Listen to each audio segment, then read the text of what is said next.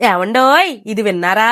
త్రిమూర్తులైన బ్రహ్మ విష్ణు మహేశ్వరులకు ఒక చోటే దేవాలయం కట్టారంట. అది కూడా 79 సంవత్సరముల చరిత్ర కలిగిన దేవాలయం అంట. ఏంటి?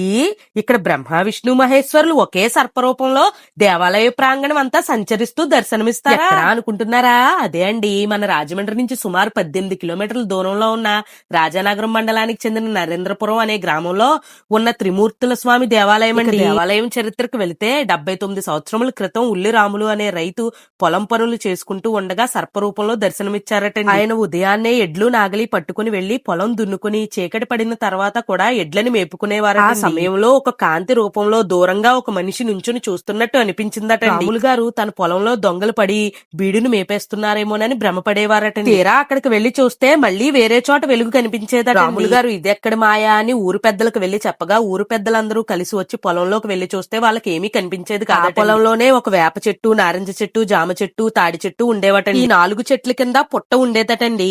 ఈ 4 చెట్ల పైన గుబురుగా కోరెంత డొంక ఏర్పడి ఒక దుక్కు వర్షం పడినా ఒక్క చినుకు కూడా పుట్ట మీద పడనిచ్చేది కాదటండి. ఆ ఊరి వాళ్ళందరూ ఈ పుట్ట దగ్గర ఏదో మాయుంది అని అనుకుని పాములు పట్టే ఆయన అయితే తీసుకొచ్చారట. ఆయన ఉదయం నుంచి సాయంత్రం దాకా ఇక్కడ నాగస్వరం ఊదినా ఎలాంటి ప్రయోజనం లేకపోయేసి ఆయన గురువు గారిని తీసుకురాగా ఆయన ఉదయం నుంచి రాత్రి 12 గంటల వరకు నాగస్వరం ఊదారట. ఒక్కసారిగా పుట్టలోంచి పొగలు మంటలు రాగానే ఆయన అది చూసి సొమ్మసిల్లి పడిపోయారటండి. ఒక ఆవిడ పైన పూని, మేము బ్రహ్మ విష్ణు మహేశ్వరులము, మేము ఇక్కడ ఒక సర్ప రూపంలో త్రిమూర్తులుగా సంచరిస్తాము, మాకు ఇక్కడ గుడి కట్టమని చెప్పారట. అలాగే ఇక్కడ ఫిబ్రవరి నెలలో మాఘ పౌర్ణమి నుంచి 5 రోజుల పాటు ఉత్సవాలు జరపాలని కూడా స్వామివారు చెప్పారు. గ్రామస్తులందరూ గుడి నిర్మించి 79 సంవత్సరాల నుంచి ఇక్కడ ఉత్సవాలు అన్నదానం చేస్తున్నారండి. పిల్లలు లేని వాళ్ళు ఇక్కడికి వచ్చి ముడుపు కడితే మీ కోరిక ఖచ్చితంగా నెరవేరుతుందండి.